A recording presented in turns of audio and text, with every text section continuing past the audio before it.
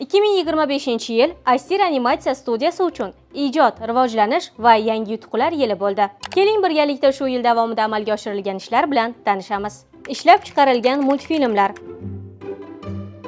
2025-yil davomida Astyr animatsiya studiyasi tomonidan bir qator animatsion loyihalar muvaffaqiyatli amalga oshirildi. Eng birinchisi tanlov animatsion filmi bo'lib, unda inson qanday hayot kechirishini faqat o'zi tanlay olishi va harakat qilgan odam doim eng yaxshisiga erishishi ko'rsatilgan. Ikkinchisi Gulxaniyning Zarbul Masal asari asosida yaratilgan Toshbaqa va Chayon hamda Maymun va Najjor animatsion filmlari. Ushbu loyihalar O'zbekiston Islom sivilizatsiya markazi buyurtmasi asosida ishlab chiqilgan bo'lib, har bir multfilmning davomiyligi 5 daqiqani tashkil etadi.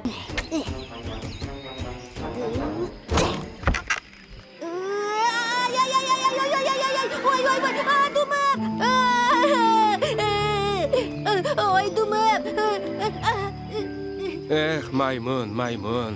Bir ishga qo'l urishdan oldin uni yaxshilab o'rganish lozim. Manmanlik bilan ish bitmaydi.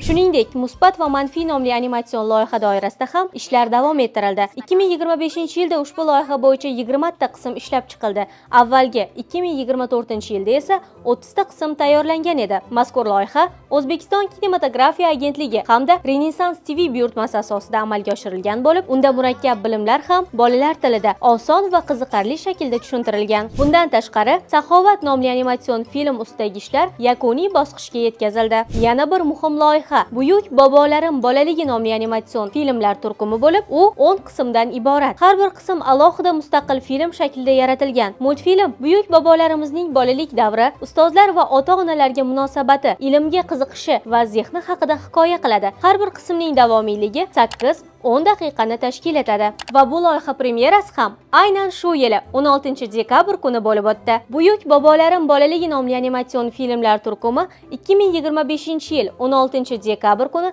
O'zbekiston Milliy kino san'at saroyida rasmiy tarzda premyera qilindi.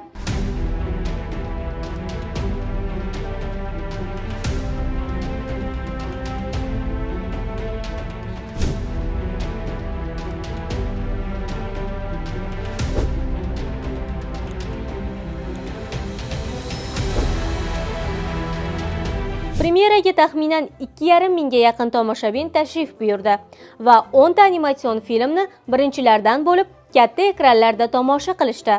Turkum tomoshabinlar tomonidan iliq kutib olindi. Ayniqsa, bolalar auditoriyasi multfilmlarni katta qiziqish bilan tomosha qildi. Buyuk bobolarimizni qanaqa qilib bu darajaga kelganini ko'rsatib berishganligi yoqdi.